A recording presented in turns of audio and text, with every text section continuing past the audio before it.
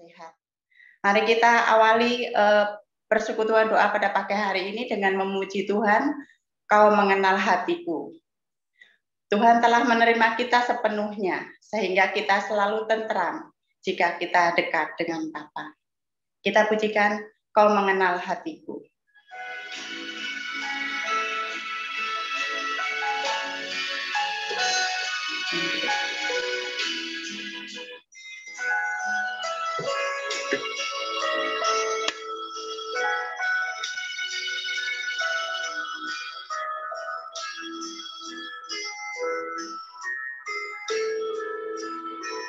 Hanya dekat kasih-Mu Bapa, jiwaku pun tergerak. Engkau menerimaku dengan sepenuhnya. Walau dunia melihat rupa, namun Kau memandangku sampai kedalaman hatiku.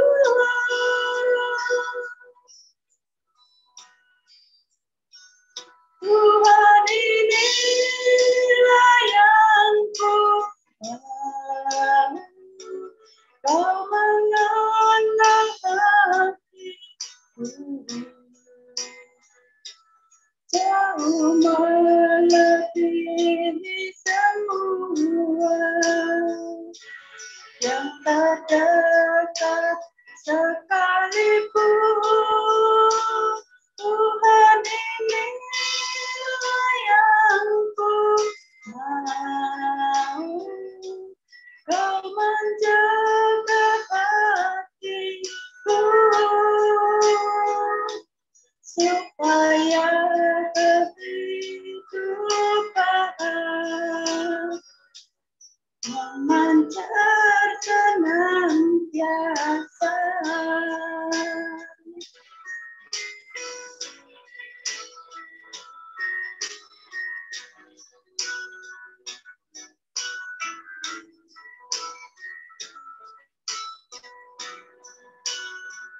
Walau dunia melihat rupa, namun Kau memandangku sampai kedalaman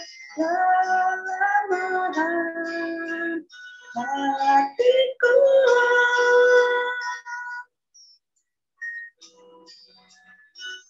Tuhan, inilah yang ku tahu. Kau mengenal hatiku, jauh melebihi semua yang terdekat sekalipun. Tuhan, inilah yang ku mau. Kau menjaga hatiku supaya kehidupan memancar senantiasa.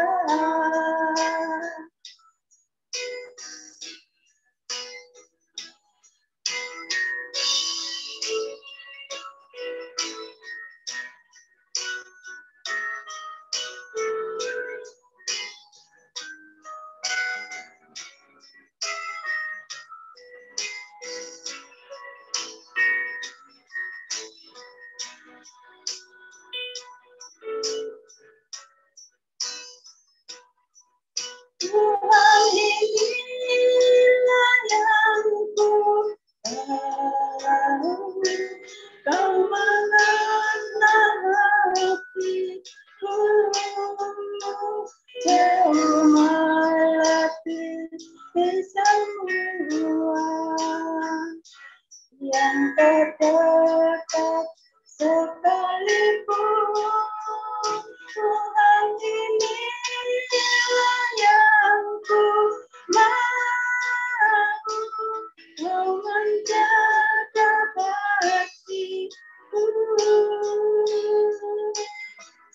memancar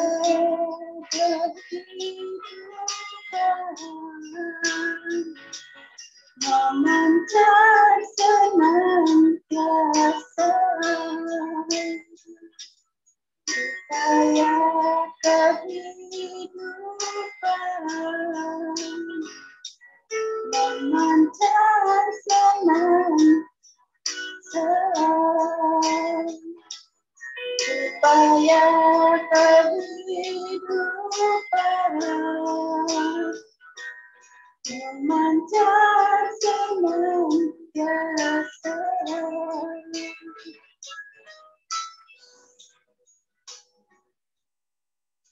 Sebelum kita lanjutkan, mari kita berdoa. Ya Allah Bapa yang di surga, Allah yang sungguh baik, Allah yang selalu mengenal hati kami yang terdalam, melebihi siapapun, melebihi orang yang sedekat apapun Tuhan. Engkau jauh mengenal hati kami masing-masing Tuhan. Pada pagi hari ini Tuhan, sebelum kami melakukan aktivitas kami sepanjang hari ini, kami boleh diberikan kesempatan Tuhan untuk kembali bersama-sama bersekutu Tuhan, memuji serta memuliakan Engkau. Ya Tuhan, biarlah kira-kiranya Engkau yang akan menerima segala pujian syukur kami pada pagi hari ini. Ya Tuhan, biarlah kami hendak menyerahkan untuk internet, ya Tuhan, biarlah kiranya Engkau akan memberkati sehingga ibadah hari ini Tuhan boleh berlangsung dengan baik. Ya Tuhan, hamba mohon kepada Tuhan, kiranya Roh Kudus-Mu boleh memimpin kami semua di dalam kami mendengarkan firman Tuhan, di dalam kami menaikkan pokok-pokok doa syafaat kami. Ya Tuhan, biarlah kami Tuhan pada pagi hari ini Tuhan boleh tertuju kepada Tuhan. Ya Tuhan, pada pagi hari ini Tuhan, kami hendak mendengarkan firman-Mu Tuhan yang akan disampaikan oleh hamba-Mu Ibu Dwi Tsunami. Tuhan Yesus, kiranya Engkau akan memberkati, Engkau akan urapi beliau Tuhan dengan urapan yang dari surga, sehingga apa yang akan hendak disampaikan pada pagi hari ini boleh memberkati kami semua dan dapat menuntun hidup kami untuk kami boleh ke arah yang lebih baik, lebih dekat kepada Tuhan. Terima kasih Tuhan Yesus, kami menyerahkan jam persekutuan pada pagi hari ini dari awal, pertengahan hingga akhirnya hanya di dalam satu nama, yaitu Tuhan Yesus Kristus, Tuhan dan Juru Selamat kami yang hidup. Haleluya. Amin. Sebelum kita mendengarkan firman Tuhan, kita akan memuji Tuhan. Peganglah tanganku, Roh Kudus.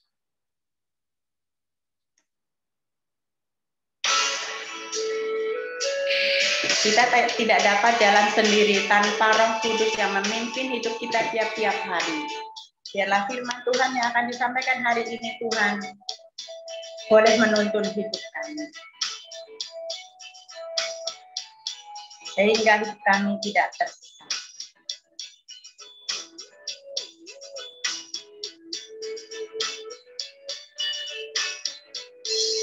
Peganglah tanganku, Roh Kudus, setiap hari.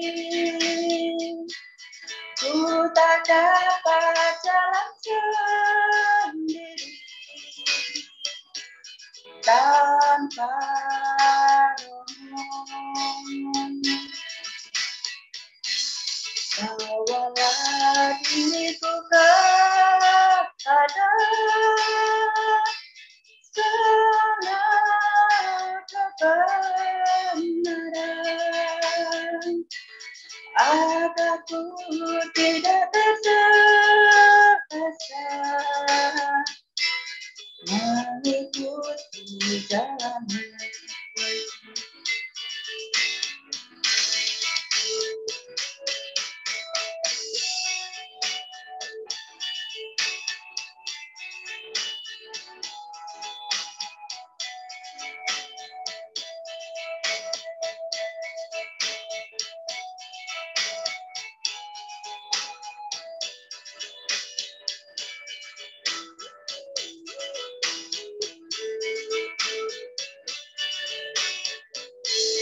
Peganglah tanganku Roh Kudus, setiap hari. Ku tak dapat jalan sendiri tanpa-Mu.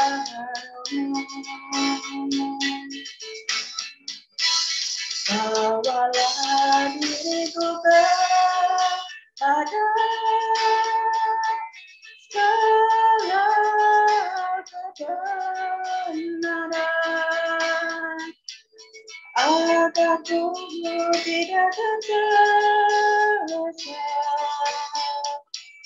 mengikuti jalanmu. Agar tubuh tidak tersesat mengikuti jalanmu. Saya serahkan kepada Ibu Dwi. Mari kita bersatu hati di dalam doa. Tuhan, kami sungguh bersyukur kepada Engkau jikalau pada pagi hari ini kami mendapatkan kesempatan yang indah bersekutu dengan Tuhan, bersekutu dengan saudara-saudara kami di dalam pujian, di dalam pendengaran akan firman, juga di dalam doa. Terima kasih Tuhan, kami menyerahkan ke dalam tangan kasih-Mu firman yang akan kami renungkan bersama. Biarlah firman-Mu ini akan menuntun langkah hidup kami, sehingga kami menjadi lebih baik di hadapan Tuhan. Roh Kudus, Roh kebenaran, kiranya Engkau yang akan menerjemahkan firman-Mu ini di dalam kehidupan kami. Dalam nama Tuhan Yesus kami berdoa. Amin. Selamat pagi Bapak Ibu yang dikasihi Tuhan. Kita mau bersama-sama membuka firman Tuhan, membaca di dalam Injil Lukas pasal 7 ayat 1 sampai 10. Yesus menyembuhkan hamba seorang perwira di Kapernaum. Setelah Yesus selesai berbicara di depan orang banyak, masuklah ia ke Kapernaum. Di situ ada seorang perwira yang mempunyai seorang hamba yang sangat dihargainya. Hamba itu sedang sakit keras dan hampir mati. Ketika perwira itu mendengar tentang Yesus, ia menyuruh beberapa orang tua-tua Yahudi kepadanya untuk meminta supaya ia datang dan menyembuhkan hambanya. Mereka datang kepada Yesus dan dengan sangat mereka meminta pertolongannya, katanya, ia layak engkau tolong, sebab ia mengasihi bangsa kita dan dialah yang menanggung pembangunan rumah ibadat kami. Lalu Yesus pergi bersama-sama dengan mereka.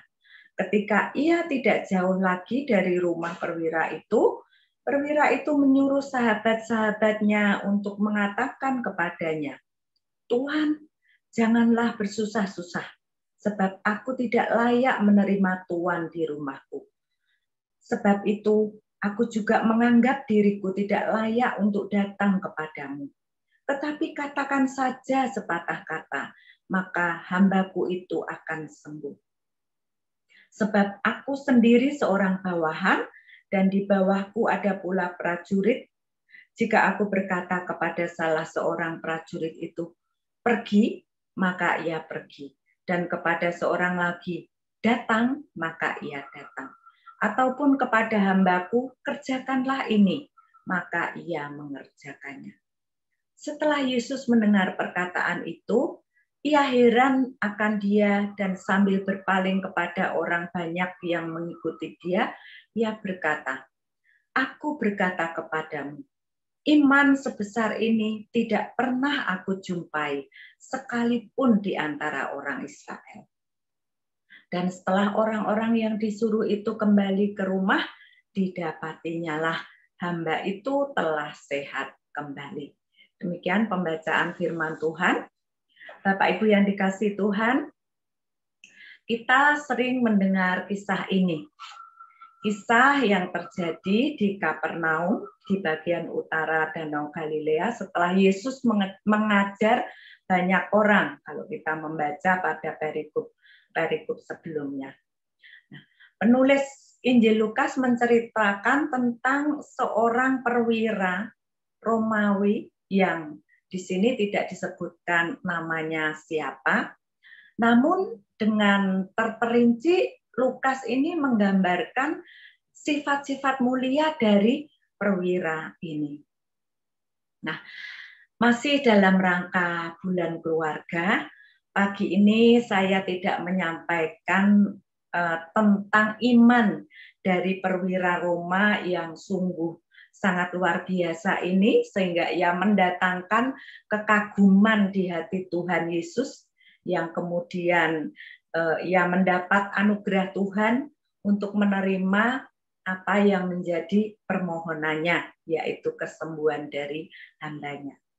Tetapi saya akan mengambil sisi lain dari kehidupan perwira Roma ini yang dapat kita teladani, yaitu sikap hidupnya yang sangat luar biasa dari seorang perwira di dalam keluarganya terkait hubungannya atau relasinya yang manis yang terjalin antara perwira ini dengan hambanya, atau boleh dikatakan hubungan yang terjalin antara atasan atau pimpinan dengan bawahan dalam keluarga.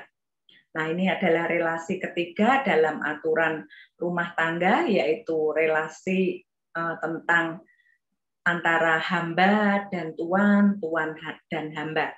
Kita juga bisa merenungkannya dari Efesus 6 ayat 5-9.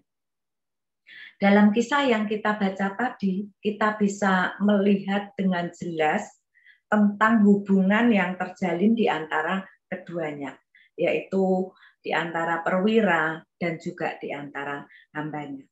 Relasi yang terjalin di antara keduanya ini bukan hanya sekedar profesionalisme belaka, tetapi lebih dari itu. Kita akan lihat kembali di dalam Lukas 7 ayat 2, dituliskan seperti ini. Di situ ada seorang perwira yang mempunyai seorang hamba yang sangat dihargainya. Hamba itu sedang sakit keras dan hampir mati. Saya mengambil catatan dari Alkitab Bahasa Indonesia Sehari-hari. Di situ ada perwira Roma yang mempunyai hamba yang sangat dikasihinya. Hamba itu sakit dan hampir mati. Nah, di dalam Matius dituliskan hamba tersebut itu sakit lumpuh dan membuatnya sangat menderita. Sehingga ketika hamba tersebut sedang sakit dan istilahnya berjuang karena hampir mati begitu ya, tuannya pun menunjukkan perhatian dan kasihnya, berusaha untuk mencari jalan bagi kesembuhan hambanya ini. Nah, di sini kita melihat di antara keduanya telah terjalin ikatan hati, yaitu ikatan kasih. Dan kasih yang terjalin antara perwira dan hamba ini adalah kasih yang walaupun. Kasih yang mampu mendobrak batas-batas tradisi. Kasih yang walaupun ada batas-batas tertentu yang seharusnya memungkinkan mereka untuk tidak saling mengasihi, namun batasan-batasan itu tidak menjadi penghalang bagi mereka. Batasan-batasan apa yang kira-kira mampu diterobos dalam hubungan kedua orang ini dalam keluarga? Yang pertama, kita melihat bahwa kasih mereka melampaui batas-batas perbedaan kesukuan atau bangsa. Perwira ini sudah jelas adalah dituliskan perwira Roma, sedangkan hambanya adalah kebangsaan Yahudi. Nah, orang-orang Roma ini sangat dibenci oleh orang Yahudi, karena Roma ini kan menjajah bangsa Yahudi. Begitu pula sebaliknya, orang Roma rata-rata memandang rendah bangsa yang dijajah gitu ya. Dalam hal ini adalah bangsa Yahudi. Karena sebagai bangsa yang berada di bawah jajahannya tentunya adalah bangsa yang menurut mereka adalah bangsa yang lemah, bangsa yang kalah. Tetapi walaupun demikian, mereka dapat berelasi dengan baik. Bahkan di dalam ayat 2 yang kita baca tadi, hamba tersebut itu sangat dihargai, sangat dikasihi. Jadi keberadaan hamba dan perwira ini masing-masing sudah memiliki hati satu dengan yang lain. Lalu yang kedua adalah kasih di antara perwira Romawi dengan hambanya ini melampaui batas-batas kepercayaan mereka. Kita tahu bahwa bangsa Roma pada zaman itu adalah anti-Yahudi gitu ya, karena selain alasan perbedaan kepercayaan di mana bangsa Yahudi itu menyembah Allah yang esa, menyembah Allah Abraham dan Yakub, bangsa Romawi ini menyembah banyak dewa-dewa, berhala, dan juga bangsa Yahudi sudah terbiasa menganggap bangsa selain bangsa Yahudi itu bangsa kafir begitu ya. Jadi kedua bangsa ini memang sudah saling bermusuhan antara penjajah dan yang dijajah. Namun perwira Romawi ini berbeda, lain daripada yang lain. Dikatakan oleh para tua-tua Yahudi kepada Yesus bahwa ia layak, Yesus tolong, karena ia mengasihi bangsa Yahudi. Nah, apakah perwira ini pindah kepercayaan gitu ya, menjadi kepercayaannya menjadi seperti kepercayaan orang Yahudi? Nah, Lukas tidak menjelaskan hal itu. Namun perwira ini sepertinya menyadari bahwa keselamatan atau kesembuhan itu datang dari orang Yahudi. Bukti kasih perwira ini kepada bangsa umat pilihan Allah bukanlah basa-basi, sekedar toleransi, tetapi benar-benar dibuktikan dengan tindakan yang nyata, yaitu rela menanggung biaya pembangunan rumah Allah atau sinagog. Nah, perwira ini tidak mengasihi hanya dengan kata-kata saja, tetapi bukti tindakan yang sungguh sangat nyata. Dan dia meskipun kepercayaannya berbeda andai kata, maka dia sangat menghargai kepercayaan orang Yahudi. Begitupun sebaliknya, sang hamba juga menghargai kepercayaan tuannya. Lalu berikutnya, kasih yang terjalin di antara perwira Romawi ini dan hambanya melampaui batas-batas perbedaan status sosial dan ekonomi. Sudah jelas sekali bahwa di antara keduanya memiliki perbedaan dalam hal status sosial dan ekonomi yang sangat menyolok. Perwira ini seorang yang berkedudukan tinggi, dia seorang senturion yang membawahi 100 orang prajurit. Nah, tentu beliau dihormati dan dihargai oleh banyak orang. Dan tentu pula dalam hal itu keadaan ekonominya pun juga termasuk kelas atas. Sedangkan hamba yang dikatakan sebagai doulos adalah seorang budak yang dimiliki orang lain dan yang melayani tuannya. Nah, dunia sosial Romawi waktu itu melegalkan jual beli hamba di pasar dengan harga kira-kira 600 dinar. Maka 600 dinar itu bisa memiliki satu hamba yang bisa diperlakukan sesuai kehendak hati yang membeli atau tuannya di rumahnya. Nah, budak atau hamba ini bagaikan sebuah barang atau benda, bisa juga dijual kepada siapa saja kalau tuan itu tidak menghendakinya. Nah, tentu saja dalam hal ekonomi tentu si hamba ini juga tidak memiliki apa-apa, bahkan dia pun tidak berhak atas hidupnya sendiri. Tetapi sekali lagi dikatakan di sini tuannya sangat menghargai dia dan tuannya sangat mengasihi dia.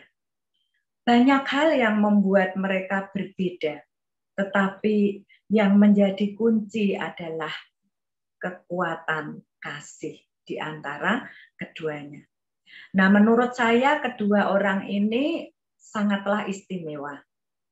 Istimewanya si hamba ini adalah tentunya pada sikap hidup atau etos kerja dari si hamba itu. Sehingga ia menjadi sangat dikasihi dan diperhatikan oleh tuannya. Apa yang sudah dikerjakan selama dia mengabdi kepada tuannya, sehingga tuannya menjadi sangat memperjuangkan kehidupannya. Tentu dia seorang pekerja keras, dia bekerja dengan sepenuh hati, dia bukan hamba yang biasa-biasa saja. Lalu istimewanya dari perwira ini adalah dia memperlakukan hambanya walaupun cuma seorang budak yang ada harganya di pasar, tetapi dia seolah-olah memperlakukan sebagai seorang yang VIP, sangat istimewa. Masing-masing memiliki hidup yang berdampak baik bagi orang lain. Mengapa perwira ini sangat menghargai hambanya? Tentu perwira ini menyadari bahwa hambanya adalah bagian penting dalam keluarganya dan memegang peranan penting dalam kehidupan rumah tangganya. Mengapa perwira ini sangat menghargai hambanya? Tentulah hamba ini pun dapat dan telah menunjukkan kualitas hidupnya. Walaupun dia seorang hamba, tetapi dia adalah hamba yang berkualitas, hamba yang menghargai tuannya, dan hamba yang mengerti akan posisi dan tugasnya. Relasi perwira dengan hamba ini menjadi cerminan bahwa keluarga mereka adalah keluarga yang hidup saling mengasihi. Keluarga mereka adalah keluarga yang berbahagia. Masing-masing anggotanya mengerti posisi dan tanggung jawabnya. Masing-masing anggotanya memberikan kontribusi positif dalam keluarga. Bapak Ibu yang dikasihi Tuhan, di bagian firman Tuhan yang telah kita baca tadi menunjukkan pula kualitas hidup dari perwira ini. Di masyarakat dia dikenal baik, dia juga seorang yang rendah hati, dan kasih yang dimiliki terhadap hambanya maupun keluarganya juga terhadap bangsa Yahudi sangatlah luar biasa. Nah, kasih perwira ini menggerakkan hati orang lain, sehingga orang lain melihat betapa kasih itu tercermin dalam kehidupannya. Sehingga di ayat 4 dan ayat 5, teman-temannya atau orang-orang Yahudi yang datang kepada Yesus mengatakan demikian. Mereka datang kepada Yesus dan dengan sangat mereka meminta pertolongannya.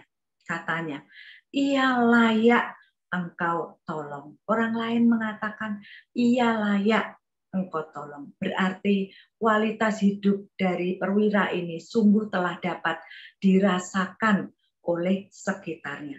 Sebab ia mengasihi bangsa kita dan dialah yang menanggung biaya pembangunan rumah ibadat kami. Sembuhnya hamba perwira Roma ini bukan hanya terletak pada iman dari sang perwira yang mendatangkan kekaguman di hati Tuhan.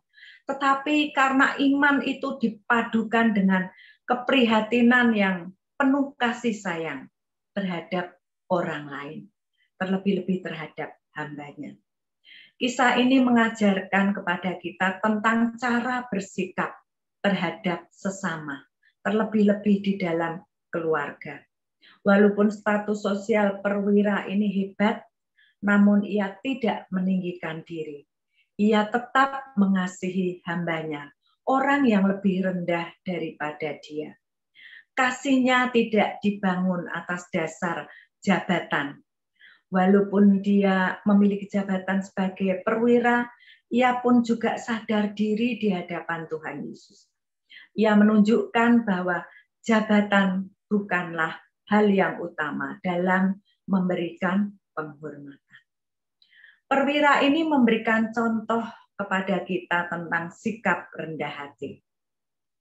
Ia tidak pernah merasa lebih baik dari orang lain. Ia menghormati Yesus dan menghormati sesamanya dengan tulus. Hal apa yang dapat kita terapkan dari kebenaran firman Tuhan ini dalam kehidupan kita, terkhusus di dalam keluarga kita dan dimanapun Tuhan tempatkan kita berada. Di mana Tuhan tempatkan kita, baik di keluarga, di dalam pekerjaan, di dalam masyarakat kita, tentu ada banyak perbedaan. Baik itu perbedaan warna kulit, perbedaan status sosial dan ekonomi yang berbeda, namun biarlah itu bukan menjadi hambatan bagi kita untuk saling mengasihi, dan bukan pula menjadi suatu alasan bagi kita untuk memandang rendah satu dengan yang lain. Dimanapun kita berada adalah wadah di mana kita dapat menerapkan firman Tuhan secara nyata. Dan yang paling utama adalah di dalam keluarga kita. Saya sangat kagum gitu ya, kalau di dalam keluarga itu ada yang memiliki asisten rumah tangga ataupun pegawai, kok bisa sampai puluhan tahun gitu ya, sehingga kayaknya relasinya itu sungguh luar biasa.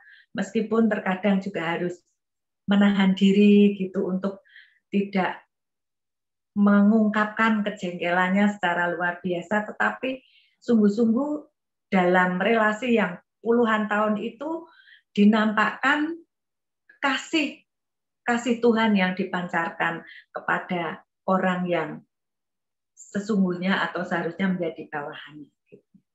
Kemudian kita juga bisa melihat bahwa masing-masing saling menghargai dan saling menghormati. Yang muda menghormati yang tua atau yang tua menghargai yang muda dan sebaliknya. Biarlah kita masing-masing walaupun kita memiliki perbedaan, tetapi memiliki tali pengikat yang sama, yaitu kasih.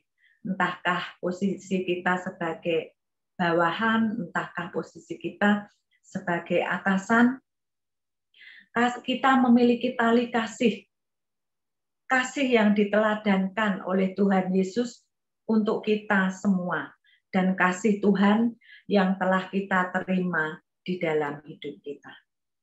Tuhan kita itu tidak pilih kasih, dan perintahnya ialah untuk saling mengasihi tanpa membedakan status, agar tetap terikat teguh sebagai satu keluarga. Sebab kasih yang kita terapkan di dalam keluarga kita maupun di lingkungan kita akan mendatangkan penghiburan dan sukacita. Amin.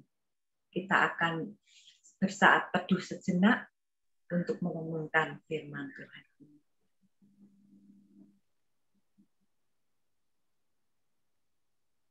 Terima kasih Tuhan untuk firman-Mu. Ajar kami untuk menjadi pelaku-pelaku firman, sehingga kami menjadi cermin yang bersih di hadapan sesama kami. Terima kasih Tuhan, di dalam nama-Mu kami berdoa. Amin. Saya serahkan kepada Bu Ati.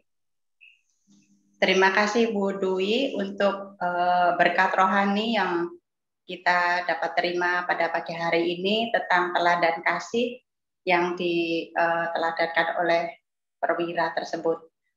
Saya juga mendapatkan banyak berkat tentang pelajaran kasih.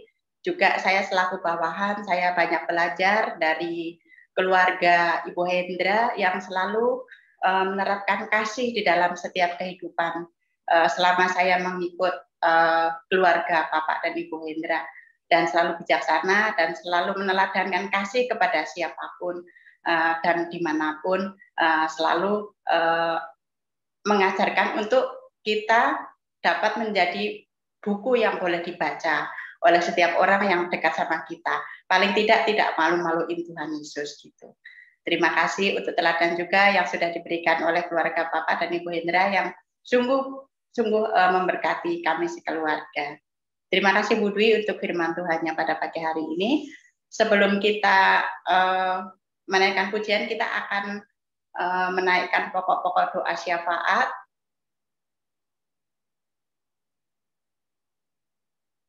Doa syafaat sudah saya bagikan kemarin. Jika ada yang belum mendapatkan pokok-pokok doa syafaat, boleh mengambil bagian di dalam layar.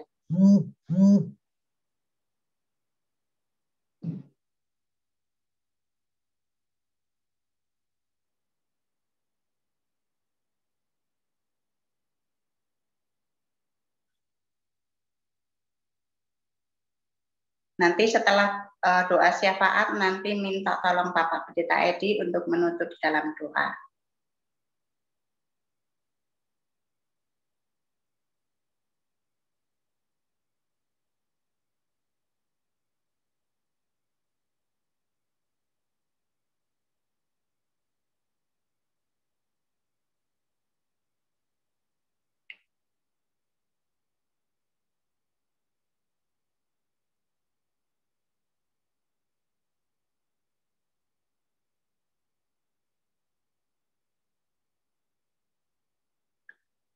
Mari kita memuji Tuhan.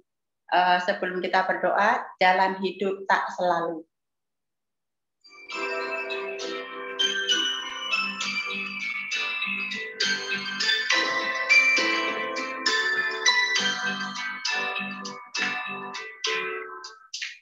Jalan hidup tak selalu tanpa kabut yang pekat.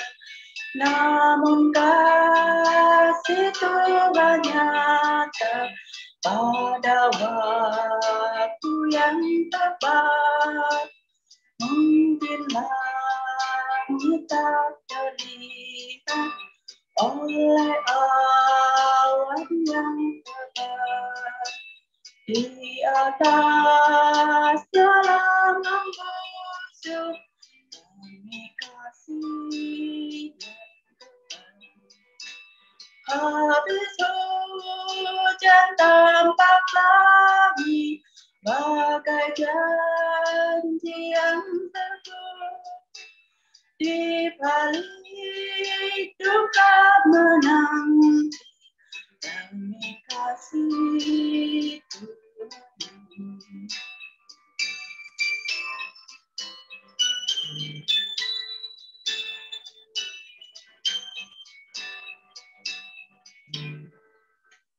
Jika badai menyerangmu, awan turun membelah, carilah di atas awan langit kasih yang tetap.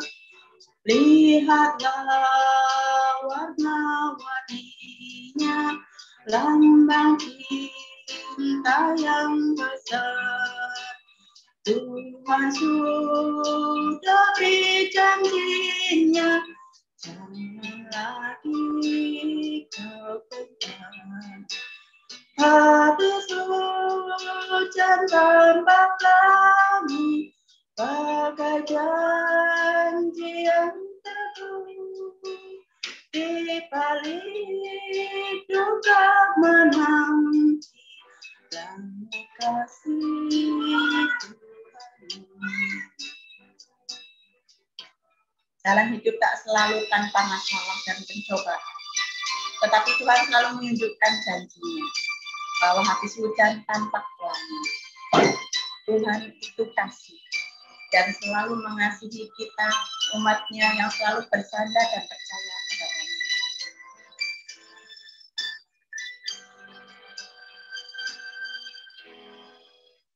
Jangan takut putus asa, walau jalanmu berat, berteduh kepercayaan.